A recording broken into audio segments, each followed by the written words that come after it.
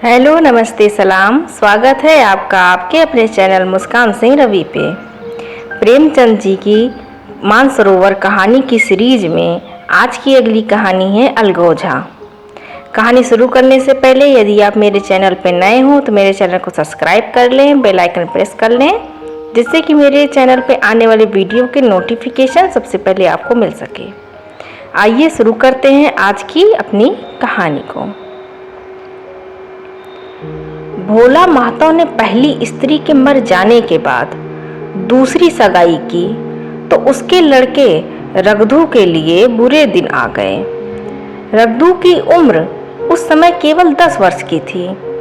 चैन से गांव में गुल्ली डंडा खेलता फिरता था।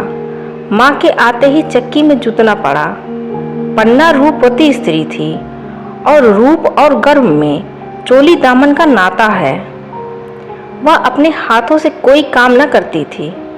गोबर रघदू लाता, बैल को सानी रघदू देता, रघदू ही जूठे बर्तन मांजता। भोला की आंखें कुछ ऐसी फिरी कि उसे रघदू में सब बुराइयां ही बुराइयां नजर आती। पन्ना की बातों को वह प्राचीन मर्यादा अनुसार आंखें बंद करके मान लेता था। रघदू की शिकायतों की जरा परवाह न करता। नतीजा यह हुआ कि रघदू ने शिकायत करना ही छोड़ दिया। किसके सामने रोए?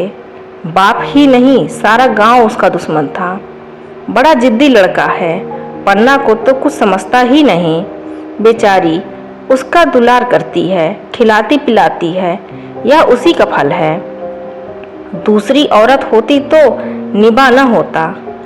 वह तो कहो पन्ना इसकी इतनी सीधी सादी है कि निभा होता जाता है। सबल की शिकायतें सब सुनते हैं, निर्बल की फरियाद भी कोई नहीं सुनता।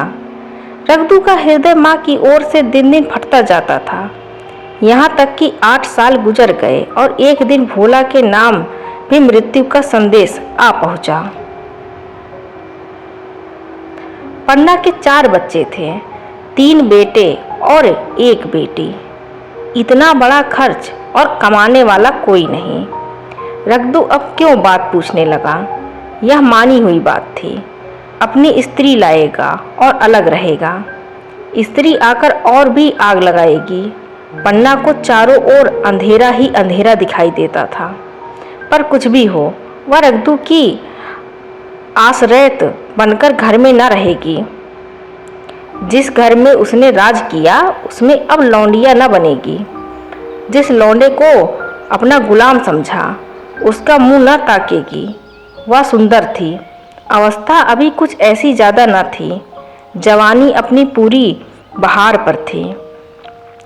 क्या वह कोई दूसरा घर नहीं कर सकती? यही न होगा, लोग हंसेंगे बला से। उसकी बिरादरी में क्या ऐसा होता नहीं? ब्राह्मण ठाकुर थोड़ी ही थी कि नाक कट जाएगी। यह तो उन्हीं ऊंची जातों में होता है कि घर में चाहे जो कुछ करो, बाहर पर्दा ढका रहे। वह तो संसार को दिखाकर दूसरा घर कर सकती है। फिर वह रघदू की दबैल बनकर क्यों रहे? भोला को मरे 1 महीना गुजर चुका था। संध्या हो गई थी। पन्ना इसी चिंता में पड़ी हुई थी कि सहसा उसे ख्याल आया, लड़के घर में नहीं हैं। यह बैलों के लौटने की बेला है। कहीं कोई लड़का इनके नीचे न आ जाए। अब द्वार पर कौन है जो उनकी देखभाल करेगा? रघदू को मेरे लड़के फूटी आंखों नहीं भाते। कभी हंसकर नहीं बोलता। घर से बाहर निकली तो देखा रघदू सामने झोपड़े में बैठा ऊख की गटेरिया बना रहा है। लड़के उसे घेरे खड़े हैं और छोटी लड़की उसकी गर्दन में हाथ डाले उसकी पीठ पर सवार होने की चेष्टा कर रही है। पन्ना को अपनी आंखों पर विश्वास न आया। आज तो यह नई बात है। शायद दुनिया को दिखाता है कि मैं अपने भाइयों को इतना चाहता हूँ और मन में छुरी रखी हुई है। घात मिले तो जान ही ले ले। काला सांप है, काला सांप, कठोर स्वर में बोली। तुम सबके सब वहाँ क्या करते हो? घर में आओ, सांझ की बेला है, गोरू आते होंगे। रघदू ने विनीत नेत्रों से देखकर कहा, मैं तो हूँ ही काकी, डर किस बात का है। बड़ा लड़का केदार बोला, काकी रघु दादा ने हमारे लिए 2 गाड़ियाँ बना दी हैं, यह देख। एक पर हम और खुन्नू बैठेंगे, दूसरी पर लक्ष्मण और झुनिया। दादा दोनों गाड़ियाँ खींचेंगे। यह कहकर वह एक कोने से 2 छोटी छोटी गाड़ियाँ निकाल लाया। 4 पहिए लगे थे, बैठने तख्ते और रोक के लिए दोनों तरफ बाजू थे। पन्ना ने आश्चर्य से पूछा, ये गाड़ियाँ किसने बनाई? केदार ने चिढ़कर कहा, रघु दादा ने बनाई है, और किसने? भगत के घर से वसूली और रुखानी मांग लाए और चटपट बना दी। खूब दौड़ती है काकी, बैठ खुन्नू, मैं खींचूं। खुन्नू गाड़ी में बैठ गया। केदार खींचने लगा। चर चर शोर हुआ, मानो गाड़ी भी इस खेल में लड़कों के साथ शरीक है। लक्ष्मण ने दूसरी गाड़ी में बैठकर कहा, दादा खींचो।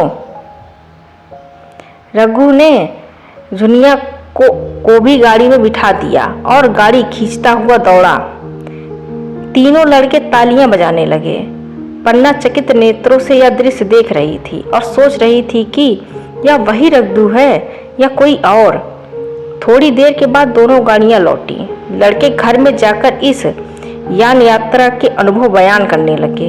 कितने खुश थे सब, मानो हवाई जहाज पर बैठ आए हों। खुन्नू ने कहा, काकी सब पेड़ दौड़ रहे थे, लक्ष्मण और बछिया कैसे भागी, सबकी सब दौड़ी।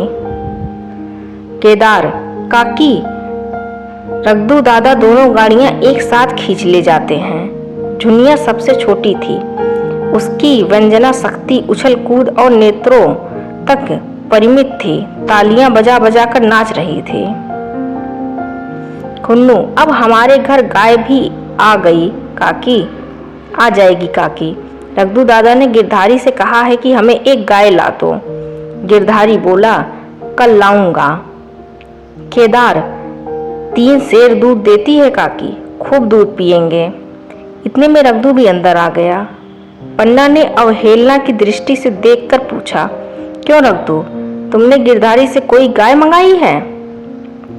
रघु ने क्षमा प्रार्थना के भाव से कहा, हाँ मांगी तो है, कल सवेरे लावेगा। पन्ना, रुपए किसके घर से आएंगे, यह भी सोचा है? रघु, सब सोच लिया है काकी, मेरी या मुहर नहीं है। इसके 25 रुपए मिल रहे हैं, 5 रुपए बछिया के मुजरा दे दूंगा, बस गाय अपनी हो जाएगी। पन्ना सन्नाटे में आ गई। अब उसका अविश्वासी मन भी रघु के प्रेम और सज्जनता को स्वीकार न कर सका। बोली, मोहर को क्यों बेच देते हो? गाय की अभी कौन जल्दी है, हाथ में पैसे हो जाए तो ले लेना। सूना सूना गला अच्छा न लगेगा। इतनी दिनों गाय नहीं रही तो क्या लड़के नहीं चाहिए? रघु दार्शनिक भाव से बोला, बच्चों के खाने पीने के यही दिन है काकी, इस उम्र में न खाया तो फिर क्या खाएंगे। मोहर पहनना मुझे अच्छा भी नहीं मालूम होता। लोग समझते होंगे कि बाप तो मर गया, इसे मोहर पहने की सूझी है। भोला महतो गांव की चिंता ही में चल बसे।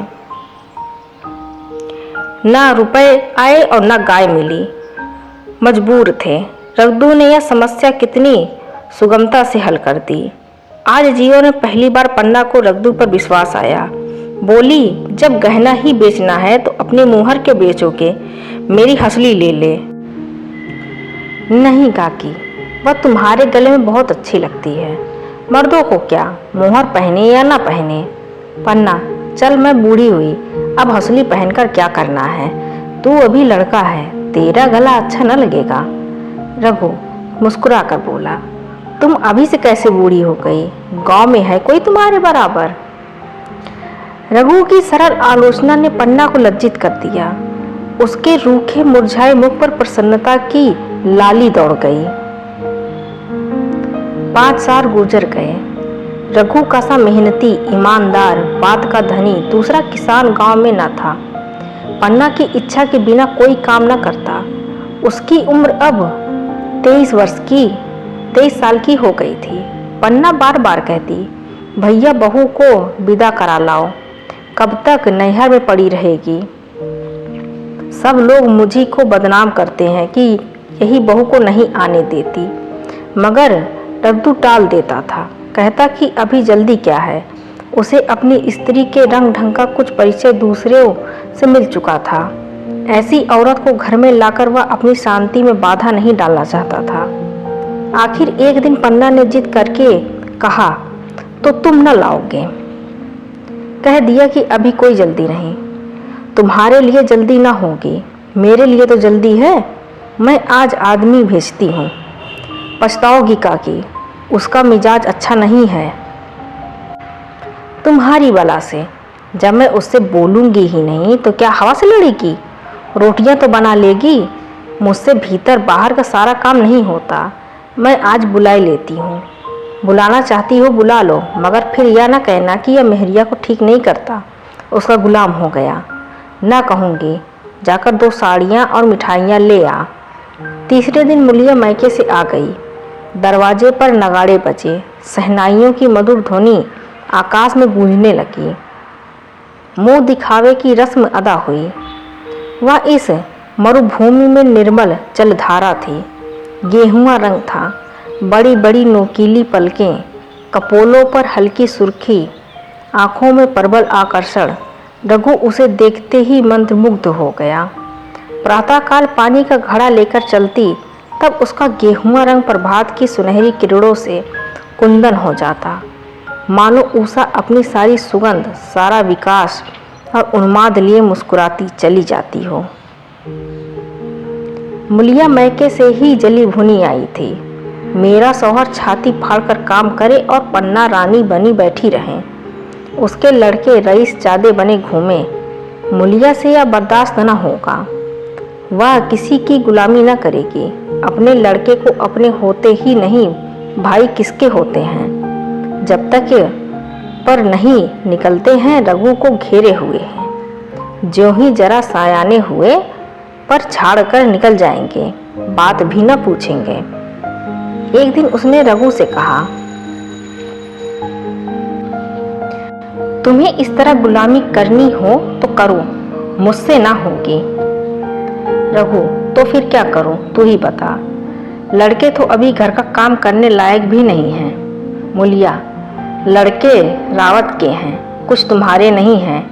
यही पन्ना है जो तुम्हारे दाने दाने को तरसाती थी, सब सुन चुकी हूँ। मैं लौंडी बनकर न रहूँगी। रुपए पैसे का मुझे हिसाब नहीं मिलता। न जाने तुम क्या लाते हो और क्या वह करती है। तुम समझते हो रुपए घर में ही तो हैं, मगर देख लेना तुम्हें जो एक फूटी कौड़ी भी मिले। रघु, रुपए पैसे तेरे हाथ में देने लगूं तो दुनिया क्या कहेगी, या तो सोच।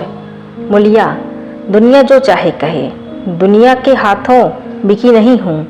देख लेना, भाड़ लीप कर हाथ काला ही रहेगा। फिर तुम अपने भाइयों के लिए मरो, मैं क्यों मरूं? रघु ने कुछ जवाब न दिया। उसे जिस बात का भय था वह इतनी जल्दी सिर आ पड़ी। अब अगर उसने बहुत तथ्यों धम्बो किया तो 6 महीने और काम चलेगा। बस आगे या डोंगा चलता नजर नहीं आता। बकरे की माँ कब तक खैर मनाएगी। एक दिन पन्ना ने महुए का सुखावन डाला। बरसात शुरू हो गई थी। बखार में अनाज गीला हो गया था। मुलिया से बोली, बहू जरा देखती रहना, मैं तालाब से नहा आऊं। मुलिया ने लापरवाही से कहा, मुझे नींद आ रही है, तुम बैठ कर देखो। एक दिन न नहाओगी तो क्या होगा। पन्ना ने साड़ी उतार कर रख दी, नहाने न गई। मुलिया का वार खाली गया। कई दिन के बाद एक शाम को पन्ना धान रोप कर लौटी। अंधेरा हो गया था। दिन भर की भूखी थी। आशा थी बहू रोटी बना रखी होगी, मगर देखा तो यहाँ चूल्हा ठंडा पड़ा हुआ था और बच्चे मारे भूख के तड़प रहे थे। पन्ना ने आहिस्ते से पूछा, आज अभी चूल्हा नहीं जला? केदार ने कहा, आज दोपहर को भी चूल्हा नहीं जला काकी, भाभी ने कुछ बनाया ही नहीं। पन्ना, तो तुम लोगों ने क्या खाया? केदार, कुछ नहीं, रात की रोटी थी, खुन्नू और लक्ष्मण ने खाई, मैंने सत्तू खा लिया। पन्ना, और बहू? केदार, वह पड़ी सो रही है, कुछ नहीं खाया। पन्ना ने उसी वक्त चूल्हा जलाया और खाना बनाने बैठ गई। आटा गूंथती थी और रोती थी। क्या नसीब है, दिन भर खेत में जली, घर आई तो चूल्हे के सामने जलना पड़ा। केदार का 14वां साल था।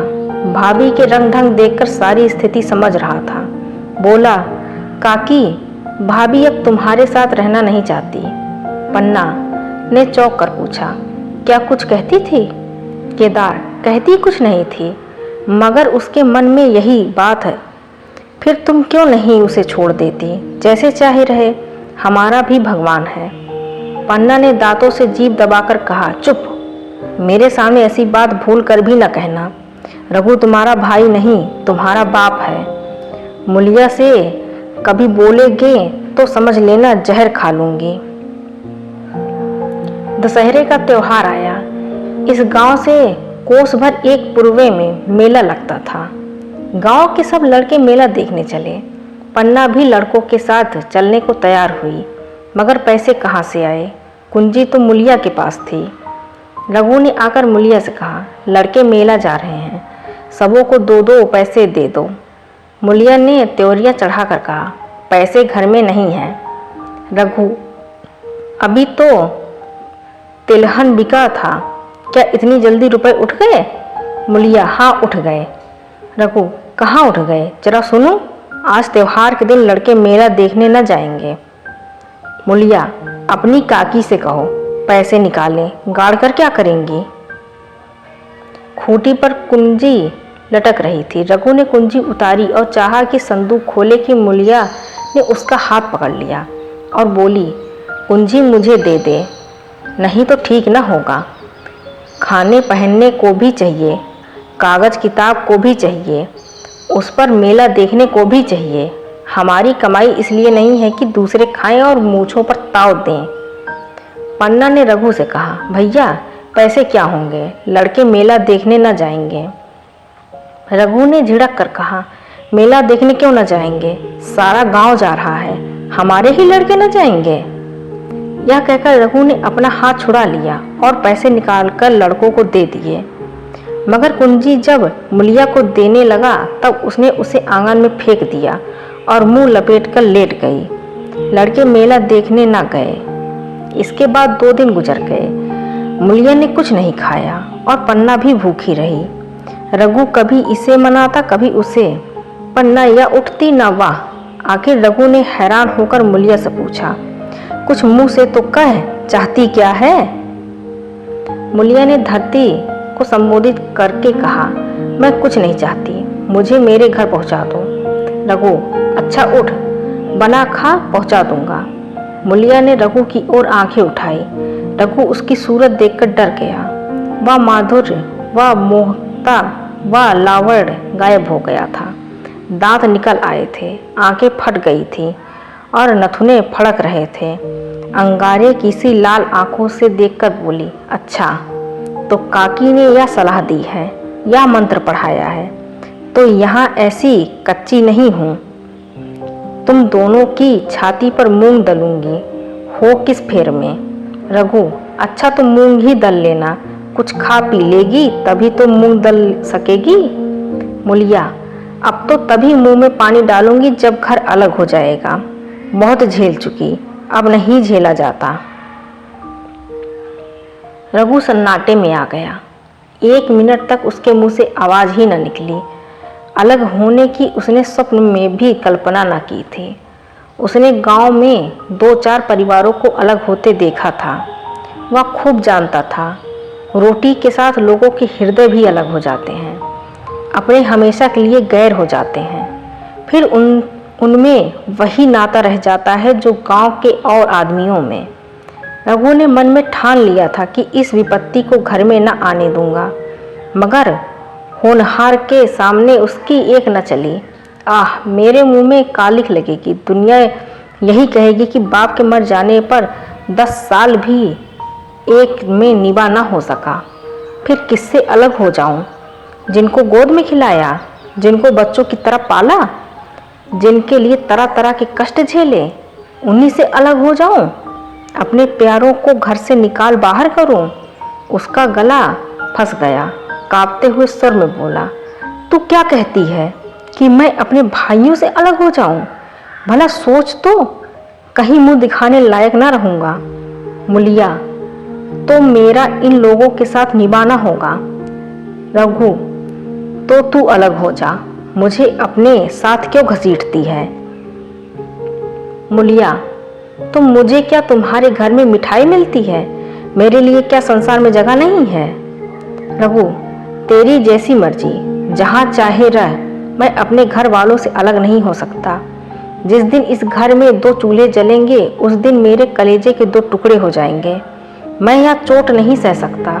तुझे जो तकलीफ हो वह मैं दूर कर सकता हूँ। माल असबाब की मालकिन तू है, अनाज पानी तेरे ही हाथ है। अब रह क्या गया है? अगर कुछ काम धंधा करना नहीं चाहती मत कर। भगवान ने मुझे समाई दी है होती तो मैं तुझे तिनका तक उठाने न देता। तेरे या सुकुमार हाथ पांव मेहनत मजदूरी करने के लिए बनाए ही नहीं गए हैं। मगर क्या करूं, अपना कुछ बस ही नहीं है। फिर भी तेरी जी कोई काम करने को ना चाहे मत कर, मगर मुझसे अलग होने को ना कह। तेरे पैरों पड़ता हूँ। मुलिया ने सिर से आंचल खिसकाकर और जरा समीप आकर बोली, मैं काम करने से नहीं डरती, न बैठे बैठे खाना चाहती हूँ, मगर मुझसे किसी की धौंस नहीं सही जाती। तुम्हारी ही काकी घर का काम काज करती है तो अपने लिए करती है, अपने बाल बच्चों के लिए करती है, मुझ पर कुछ एहसान नहीं करती। फिर मुझ पर धौंस क्यों जमाती है? उन्हें अपने बच्चे प्यारे होंगे, मुझे तो तुम्हारा आसरा है। मैं अपनी आंखों से यह नहीं देख सकती कि सारा घर तो चैन करे, जरा जरा से बच्चे तो दूध पिएं और जिसके बलबूते पर गृहस्थी बनी हुई है वह मुट्ठे को तरसे, कोई उसका पूछने वाला ना हो। जरा अपना मुंह तो देखो, कैसी सूरत निकल आई है। औरों के तो 4 बरस में अपने पट्टे तैयार हो जाएंगे, तुम तो 10 साल में खाट पर पड़ जाओगे। बैठ जाओगे, खड़े क्यों हो? क्या मारकर भागोगे? मैं तुम्हें जबरदस्ती न बांध लूँगी, यह मालकिन का हुक्म नहीं है। सच कहूँ तुम बड़े कठ कलेजी हो। मैं जानती ऐसी निर्मोही से पाला पड़ेगा तो इस घर में भूल से भी ना आती भी तो मन ना लगाती, मगर अब तो मन तुमसे लग गया। घर भी जाऊं तो मन यहाँ ही रहेगा और तुम जो हो मेरी बात नहीं पूछते। मुलिया की ये रसीली बातें रघु पर कोई असर न डाल सकी। वह उसी रुखाई से बोला, मुलिया, मुझसे यह न होगा। अलग होने का ध्यान करते ही मेरा मन न जाने कैसा हो जाता है। यह चोट मुझसे न सही जाएगी। मुलिया ने परिहास करके कहा, तो चूड़ियाँ पहनकर अंदर बैठो ना, लाओ मैं मूछें लगा लूँ। मैं तो समझती थी कि तुम में भी कुछ कसबल है, अब देखती हूँ तो निरे मिट्टी के लोंदे हो। पन्ना दलान में खड़ी दोनों की बातचीत सुन रही थी। अब उससे न रहा गया, सामने आकर रघु से बोली, जब वो अलग होने पर तुली हुई है फिर तुम क्यों उसे जबरदस्ती मिलाए रखना चाहते हो? तुम उसे लेकर रहो, हमारे भगवान मालिक हैं। जब महतो मर गए थे और कहीं पत्ती की भी छा न थी, जब उस वक्त भगवान ने निभा दिया तो अब क्या डर? अब तो भगवान की दया से तीनों लड़के सयाने हो गए हैं, अब कोई चिंता नहीं। रघु ने आंसू भरी आंखों से पन्ना को देखकर कहा, काकी तू भी पागल हो गई है क्या? जानती नहीं 2 रोटियां होते ही 2 मन हो जाते हैं। पन्ना, जब वह मानती ही नहीं तब तुम क्या करोगे? भगवान की मर्जी होगी तो कोई क्या करेगा? प्रारब्ध में जितने दिन एक साथ रहना लिखा था उतने दिन रहे, अब उसकी मर्जी तो यही सही। तुमने मेरे बाल बच्चों के लिए जो कुछ किया वह भूल नहीं सकती। तुमने इनके सिर हाथ न रखा होता तो आज इनकी न जाने क्या गति होती, न जाने किसके द्वार पर ठोकरे खाते होते, न जाने कहाँ कहाँ भीख मांगते फिरते। तुम्हारा जस मरते दम तक गाऊंगी।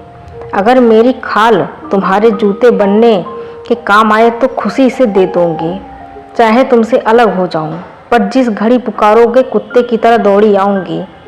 या भूल कर भी ना सोचना कि तुमसे अलग होकर मैं तुम्हारा बुरा सोचूंगी। जिस दिन तुम्हारा अनलब मेरे मन में आएगा उसी दिन विष खाकर मर जाऊंगी। भगवान करे तुम दूधो नहाओ पूतो पलो। मरते दम तक यही आशीष मेरे रोए रोए से निकलती रहेगी। और अगर लड़के भी अपने बाप के हैं तो मरते दम तक तुम्हारा पोस ना मानेंगे। यह कहकर पन्ना रोती हुई वहाँ से चली गई। रघु वहीं मूर्ति की तरह बैठा रहा। आसमान की ओक टकटकी लगी थी और आंखों से आंसू बह रहे थे। पन्ना की बातें सुनकर मुलिया समझ गई कि अपने पौ बाहर हैं। चटपट उठी, घर में झाड़ू लगाई, चूल्हा जलाया और कुएं से पानी लाने चली। उसकी टेक पूरी हो गई थी। गांव में स्त्रियों के दो दल होते हैं, एक बहुओं का, दूसरा सासों का। दोनों की पंचायतें अलग होती हैं। मुलिया को कुएं पर 2-3 बहुएं मिल गईं। एक से पूछा, आज तो तुम्हारी बुढ़िया बहुत रोध हो रही थी। मुलिया ने विजय की गर्व से कहा, इतने दिनों से घर की मालकिन बनी हुई है, राजपाट छोड़ते किसे अच्छा लगता है। बहन, मैं उनका बुरा नहीं चाहती, लेकिन एक आदमी की कमाई में कहाँ तक बरकत होगी। मेरे भी तो यही खाने पीने पहनने ओढ़ने के दिन हैं। अभी उनके पीछे मरो, फिर बाल बच्चे हो जाएं, उनके पीछे मरो, सारी जिंदगी रोते ही कट जाए। एक बहू, बुढ़िया यही चाहती है कि यह सब जन्म भर लौंडी बनी रहे, मोटा झोटा खाए और पड़ी रहे। दूसरी बहू, किस भरोसे पर कोई मरे। अपने लड़के तो बात नहीं पूछे, पराये लड़कों का क्या भरोसा। कल इनके हाथ पैर हो जाएंगे, फिर कौन पूछता है। अपनी अपनी महरियों का मुंह देखेंगे। पहले ही से फटकार देना अच्छा है, फिर तो कोई कलंक ना होगा। मुलिया पानी लेकर गई, खाना बनाया और रघु से बोली, जाओ नहा आओ, रोटी तैयार है। रघु ने मानो सुना ही नहीं, सिर पर हाथ रखकर द्वार की तरफ ताकता रहा। मुलिया, क्या कहती हो, कुछ सुनाई नहीं देता। रोटी तैयार है, जाओ नहा आओ। रघु, सुन तो रहा हूँ, क्या बहरा हूँ। रोटी तैयार है तो जाकर खा ले, मुझे भूख नहीं। मुलिया ने फिर नहीं कहा। जाकर चूल्हा बुझा दिया, रोटियां उठाकर छींके पर रख दी और मुंह ढाककर लेट रही। जरा देर में पन्ना आकर बोली, खाना तैयार है, नहा धोकर खा लो, बहू भी भूखी होगी। रघु ने झुंझला कर कहा, काकी तू घर में रहने देगी कि मुंह में कालिख लगाकर कहीं निकल जाऊं। खाना तो खाना ही है, आज ना खाऊंगा कल खाऊंगा, लेकिन अभी मुझसे न खाया जाएगा। केदार क्या अभी मदरसे से नहीं आया। पन्ना, अभी तो नहीं आया, आता ही होगा। पन्ना समझ गई कि जब तक वह खाना बनाकर लड़कों को ना खिलाएगी और खुद ना खाएगी, रघु भी ना खाएगा। इतना ही नहीं, उसे रघु से लड़ाई करनी पड़ेगी, उसे जली कटी सुनानी पड़ेगी, उसे यह दिखाना पड़ेगा कि मैं ही उससे अलग होना चाहती हूँ, नहीं तो वह इसी चिंता में घुल घुल कर प्राण दे देगा। यह सोचकर उसने अलग चूल्हा जलाया और खाना बनाने लगी। इतने में केदार और खुन्नू मदरसे से आ गए। पन्ना ने कहा, आओ बेटा खा लो, रोटी तैयार है। केदार ने पूछा, भैया को भी बुला लूं ना। पन्ना, तुम आकर खा लो, उसकी रोटी बहू ने अलग बनाई है। खुन्नू, जाकर भैया से पूछना आऊं। पन्ना, जब उनका जी चाहेगा खाएंगे, तू बैठकर खा, तुझे इन बातों से क्या मतलब। जिसका जी चाहे खाए, जिसका जी चाहे ना खाए। अब वह और उसकी बीवी अलग रहने पर तुले हैं तो कौन मनाए। केदार, तो क्यों अम्मा जी, क्या हम अलग घर में रहेंगे। पन्ना, उनका जी चाहे एक घर में रहें, जी चाहे आंगन में दीवार डाल लें। खुन्नू ने दरवाजे पर आकर झाँका। सामने फूस की झोपड़ी थी, वहीं खाट पर पड़ा रघु नारियल पी रहा था। खुन्नू, भैया तो अभी नारियल लिए बैठे हैं। पन्ना, जब चीज चाहेगा खाएगा। केदार, भैया ने भाभी को डांटा नहीं? मूलिया अपनी कोठरी में पड़ी सुन रही थी, बाहर आकर बोली, भैया ने तो नहीं डांटा, अब तुम आकर डांटो। केदार के चेहरे का रंग उड़ गया, फिर जबान न खोली। तीनों लड़कों ने खाना खाया और बाहर निकले। लू चलने लगी थी। आम के बाग में गांव के लड़के लड़कियां हवा में घिरे हुए आम चुन रहे थे। केदार ने कहा, आज हम भी आम चुनने चले, खूब आम गिर रहे हैं। खुन्नू, दादा जो बैठे हैं। लक्ष्मण, मैं न जाऊंगा, दादा घुड़केंगे। केदार, वह तो अब अलग हो गए। लक्ष्मण, तो अब हमको कोई मारेगा तब भी दादा ना बोलेंगे? केदार, वाह, तब क्यों ना बोलेंगे। रघु ने तीनों लड़कों को दरवाजे पर खड़े देखा, पर कुछ बोला नहीं। पहले तो वह घर के बाहर निकलते ही उन्हें डांट बैठता था, पर आज वह मूर्ति के समान निश्चल बैठा रहा। अब लड़कों को कुछ साहस हुआ, कुछ दूर और आगे बढ़े। रघु अब भी न बोला, कैसे बोले? वह सोच रहा था, काकी ने लड़कों को खिला पिला दिया, मुझसे पूछा तक नहीं। क्या उसकी आंखों पर भी पर्दा पड़ गया है? अगर मैंने लड़कों को पुकारा और वह न आए तो मैं उनको मार पीट तो ना सकूंगा। लू में सब मारे मारे फिरेंगे, कहीं बीमार न पड़ जाएं। उसका दिल महसूस कर रह जाता था, लेकिन मुंह से कुछ कह न सकता था। लड़कों ने देखा कि यह बिल्कुल नहीं बोलते, तो निर्भय होकर चल पड़े। सहसा मूलिया ने आकर कहा, अब तो उठोगे कि अब भी नहीं? जिनके नाम पर फांका कर रहे हो, उन्हें मजे से लड़कों को खिलाया और आप खाया, अब आराम से सो रही हैं। मोर पिया बात न पूछे, मोर सुहागिन नाव। एक बार भी तो मुंह से न फूटा कि चलो भैया खा लो। रघु को इस समय मर्मांतक पीड़ा हो रही थी। मूलिया के इन कठोर शब्दों ने घाव पर नमक छिड़क दिया। दुखित नेत्रों से देखकर बोला, तेरी जो मर्जी थी वही तो हुआ, अब जा ढोल बजा। मूलिया, नहीं, तुम्हारे लिए थाली परोसे बैठी हैं। रघु, मुझे चिढ़ा मत, तेरे पीछे मैं भी बदनाम हो रहा हूँ। अब तू किसी की होकर नहीं रहना चाहती तो दूसरे को क्या गरज है? जो तेरी खुशामद करे जाकर काकी से पूछ, लड़के आम चुनने गए हैं, उन्हें पकड़ लाऊं?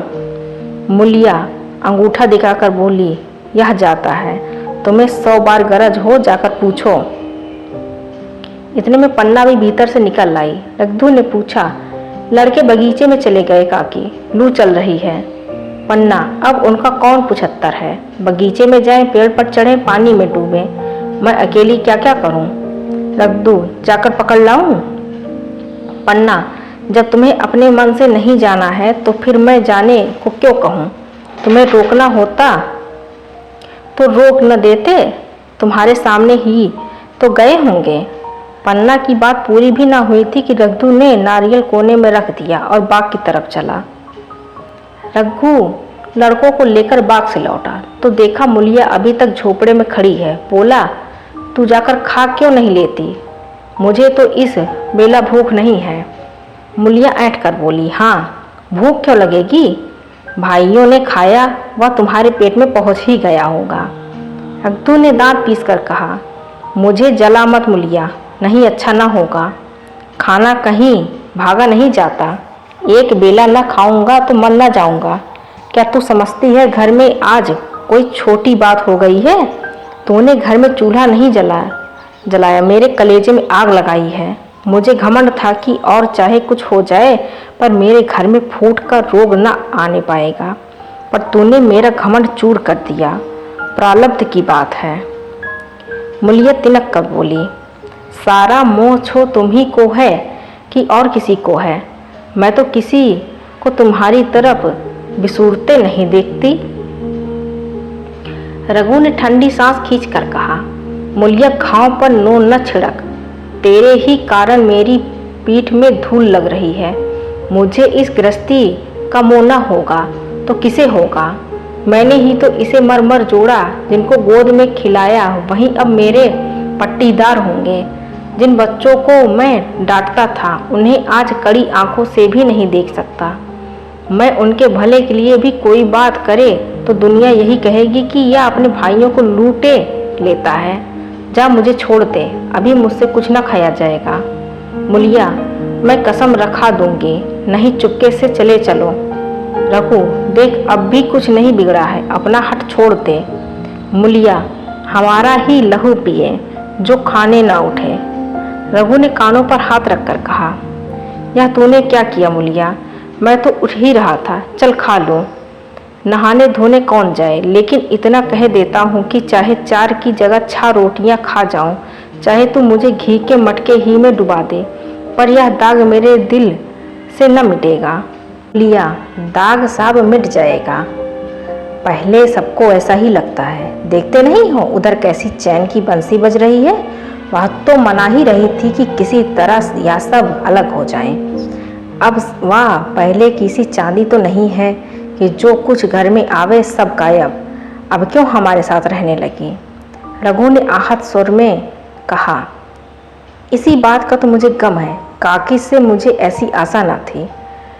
रघु खाने बैठा, जो कौर विष के घूंट सा लगता था।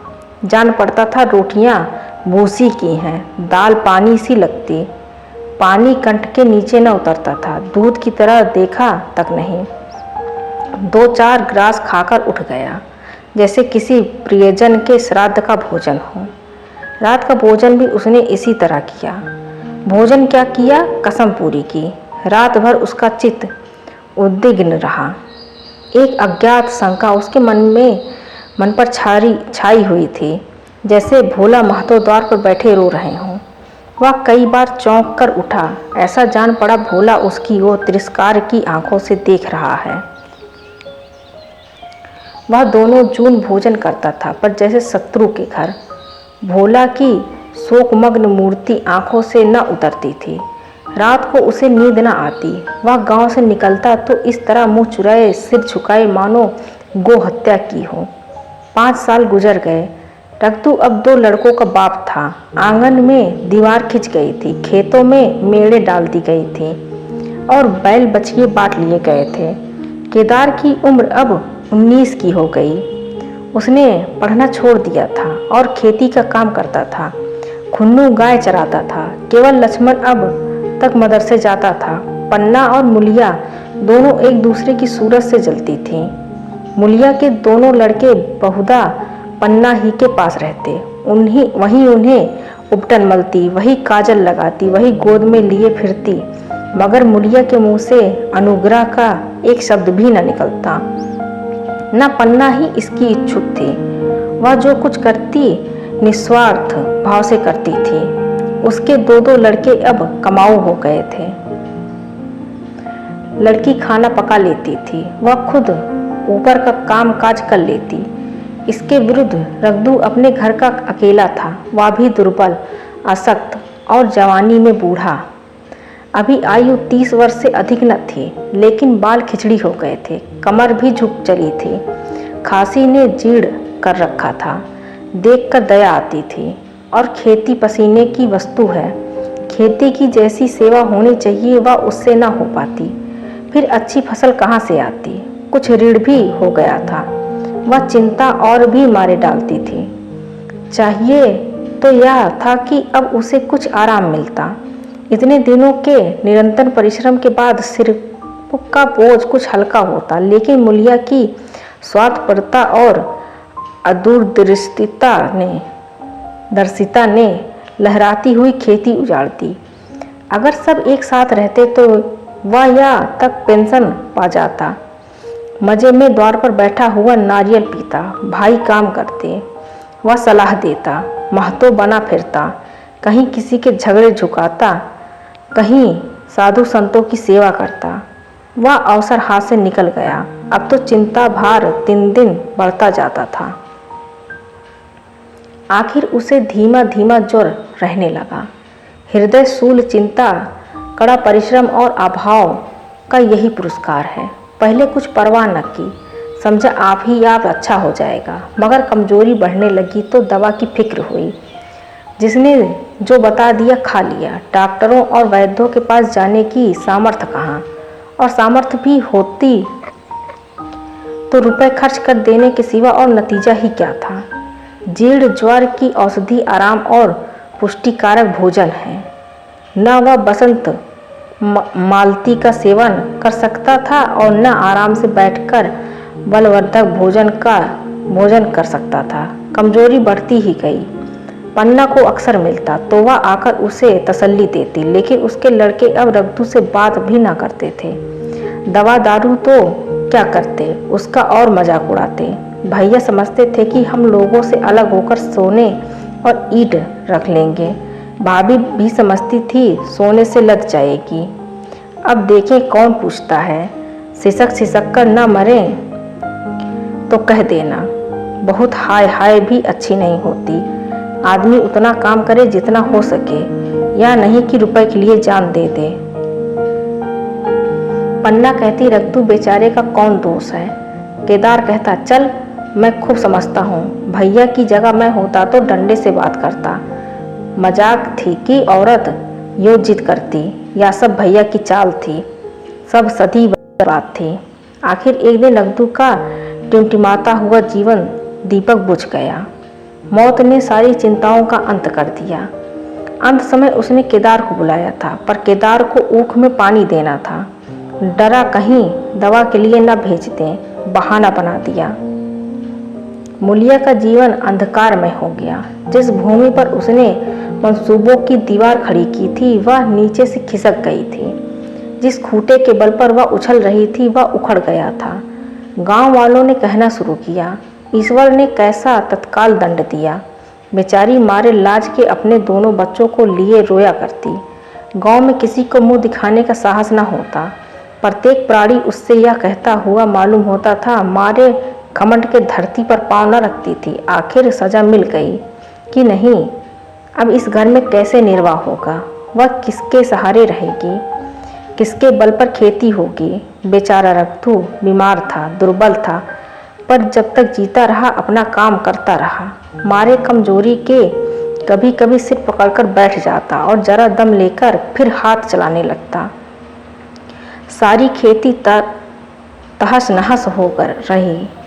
उसे कौन संभालेगा। अनाज की डांठें खलिहान में पड़ी थीं, ऊख अलग सूख रही थी। वह अकेली क्या क्या करेगी। फिर सिंचाई अकेले आदमी का तो काम नहीं। तीन मजूरों को कहाँ से लाए। गांव में मजूर थे ही कितने। आदमियों के लिए खींचातानी हो रही थी, क्या करे क्या ना करे।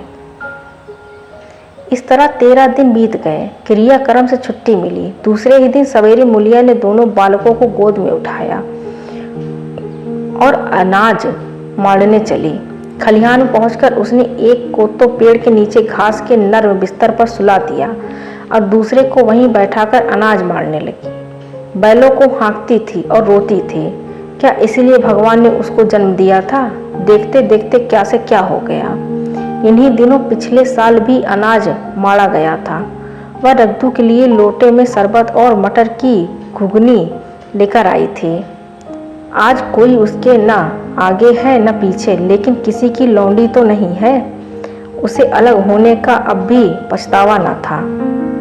एकाएक छोटे बच्चे का रोना सुनकर उसने उधर ताका तो बड़ा लड़का उसे चुमकार कर कह रहा था, भैया चुप रहो।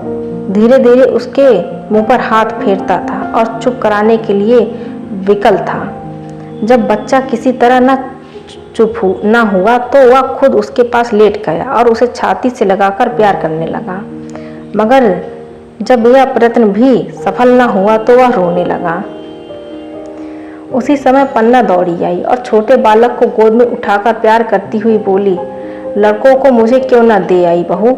हाय हाय, बेचारा धरती पर पड़ा लोट रहा है। जब मैं मर जाऊं तो जो हो चाहे करना, अभी तो जीती हूँ। अलग हो जाने से बच्चे तो नहीं अलग हो गए। मूलिया ने कहा, तुम्हें भी तो छुट्टी नहीं थी अम्मा, क्या करती। पन्ना, तो तुझे यहाँ आने की ऐसी क्या जल्दी थी। गांठ मार न जाती। 3 लड़के तो हैं और किस दिन काम आएंगे। केदार तो कल ही मारने को कह रहा था, पर मैंने कहा पहले ऊख में पानी दे ले, फिर आज मारना। मड़ाई तो 10 दिन बाद भी हो सकती है। ऊख की सिंचाई न हुई तो सूख जाएगी। कल से पानी चढ़ा हुआ है, परसों तक खेत पुड़ जाएगा, तब मड़ाई हो जाएगी। तुझे विश्वास न आया? जब से भैया मरे हैं केदार को बड़ी चिंता हो गई है। दिन में 100 बार पूछता है, भाभी बहुत रोती तो नहीं है? देख लड़के भूखे तो नहीं हैं? कोई लड़का रोता है तो दौड़ा आता है, देख अम्मा क्या हुआ, बच्चा क्यों रोता है? कल रोकर बोला, अम्मा मैं जानता कि भैया इतनी जल्दी चले जाएंगे तो उनकी कुछ सेवा कर लेता। कहाँ जाएंगे जाएंगे उठा था। अब देखती हो पहर रात से उठकर काम में लग जाता है। खुन्नू कल जरा सा बोला, पहले हम अपनी ऊख में पानी दे लें तब भैया की ऊख में देंगे। इस पर केदार ने ऐसा डांटा कि खुन्नू के मुंह से फिर बात न निकली। बोला, कैसी तुम्हारी और कैसी हमारी ऊख। भैया ने जिला न लिया होता तो आज या तो मर गए होते या कहीं भीख मांगते होते। आज तुम बड़े ऊख वाले बने हो, या उन्हीं का पुण्य प्रताप है कि आज भले आदमी बने बैठे हो। परसों रोटी खाने को बुलाने गई तो मड़ैया में बैठा रो रहा था। पूछा क्यों रोता है तो बोला, अम्मा भैया इसी अलगौझे के दुख से मर गए, नहीं अभी उनकी उम्र ही क्या थी, या उस वक्त न सूझा, नहीं उनसे क्यों बिगाड़ करते। यह कहकर पन्ना ने मुलिया की ओर संकेतपूर्ण दृष्टि से देखकर कहा, तुम्हें वह अलग न रहने देगा बहू। कहता है भैया हमारे लिए मर गए तो हम भी उनके बाल बच्चों के लिए मर जाएंगे। मुलिया की आंखों से आंसू जारी थे। पन्ना की बातों में आज सच्ची सांत्वना, सच्ची चिंता भरी हुई थी। मुलिया का मन कभी उसकी ओर इतना आकर्षित न हुआ था। जिसने उसे व्यंग और प्रतिकार का भय था, वे इतने दयालु, इतने शुभेच्छु हो गए थे। आज पहली बार उसे अपनी स्वार्थपरता पर लज्जा आई।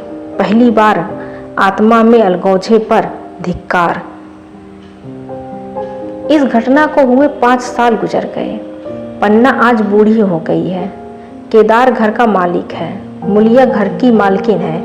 खुन्नू और लक्ष्मण के विवाह हो चुके हैं, मगर केदार अभी तक कुंवारा है। कहता है मैं विवाह न करूँगा। कई जगहों से बातचीत हुई, कई सगाई आई, पर उसने हामी न भरी। पन्ना ने कंपे लगाए, जाल फैलाए, पर वह न फंसा। कहता औरतों से कौन सुख। मेहरिया घर में आई और आदमी का मिजाज बदला। फिर जो कुछ है वह मेहरिया है। माँ बाप भाई बंधु सब पराए हैं। जब भैया जैसे आदमी का मिजाज बदल गया तो फिर दूसरों की क्या गिनती। 2 लड़के भगवान के दिए हैं, और क्या चाहिए। बिना ब्याह किए 2 बेटे मिल गए, इससे बढ़कर और क्या होगा। जिसे अपना समझो वह अपना है, जिसे गैर समझो वह गैर है। एक दिन पन्ना ने कहा, तेरा वंश कैसे चलेगा। केदार, मेरा वंश तो चल रहा है, दोनों लड़कों को अपना ही समझता हूँ। पन्ना, समझने ही पर है तो तू मुलिया को भी अपनी मेहरिया समझता होगा। केदार ने झेपते हुए कहा, तुम तो गाली देती हो अम्मा। पन्ना, गाली कैसी, तेरी भाभी ही तो है। केदार, तेरे जैसे लठगंवार, मेरे जैसे लठगंवार को वह क्यों पूछने लगी। पन्ना, तू करने को कह तो मैं उससे पूछूं। केदार, नहीं मेरी अम्मा, कहीं रोने गाने न लगे। पन्ना, तेरा मन हो तो मैं बातों बातों में उसके मन की थाह लूं। केदार, मैं नहीं जानता, जो चाहे करो। पन्ना केदार के मन की बात समझ गई। लड़के का दिल मुलिया पर आया हुआ है, पर संकोच और भय के मारे कुछ नहीं कहता। उसी दिन उसने मुलिया से कहा, क्या करूं बहू, मन की लालसा मन में ही रह जाती है। केदार का घर भी बस जाता तो मैं निश्चिंत हो जाती। मुलिया, वह तो करने को ही नहीं करते। पन्ना, कहता है ऐसी औरत मिले जो घर में मेल से रहे तो कर लूं। मुलिया, ऐसी औरत कहाँ मिलेगी, कहीं ढूंढो। पन्ना, मैंने तो ढूंढ लिया है। मुलिया, सच, किस गांव की है। पन्ना, अभी ना बताऊंगी, मुदा यह जानती हूँ कि उससे केदार की सगाई हो जाए तो घर बन जाए और केदार की जिंदगी भी सफल हो जाए। न जाने लड़की मानेगी कि नहीं। मुलिया, मानेगी क्यों नहीं अम्मा, ऐसा सुंदर कमाऊ सुशील वर और कहाँ मिल जाता है। उस जन्म का कोई साधु महात्मा है, नहीं तो लड़ाई झगड़े के डर से कौन बिन ब्याहा रहता है। कहाँ रहती है, मैं जाकर उसे मना लाऊंगी। पन्ना, तू चाहे तो उसे मना ले, तेरे ही ऊपर है। मुलिया, मैं आज ही चली जाऊंगी अम्मा, उसके पैरों पकड़कर मना लूंगी। पन्ना, बता दूं वह तू ही है। मुलिया लजा कर बोली, तुम तो अम्मा जी गाली देती हो। पन्ना, गाली कैसी, देवर ही तो है। मुलिया, मुझ जैसी बुढ़िया को वह क्यों पूछेगा। पन्ना, वह तुझी पर दांत लगाए बैठा है, तेरे सिवा कोई और उसे भाती ही नहीं। डर के मारे कहता नहीं, पर उसके मन की बात मैं जानती हूँ। वैधव्य के शौक से मुरझाया हुआ मुलिया का पीत वदन कमल की भांति अरूढ़ हो उठा। 10 वर्षों में जो कुछ खोया था वह इसी एक क्षण में मानो ब्याज के साथ मिल गया। वही लावण्य, वही विकास, वही आकर्षण, वही लोच। आज की कहानी बस इतनी सी। मिलते हैं अगली किसी कहानी के साथ। Thank you for watching.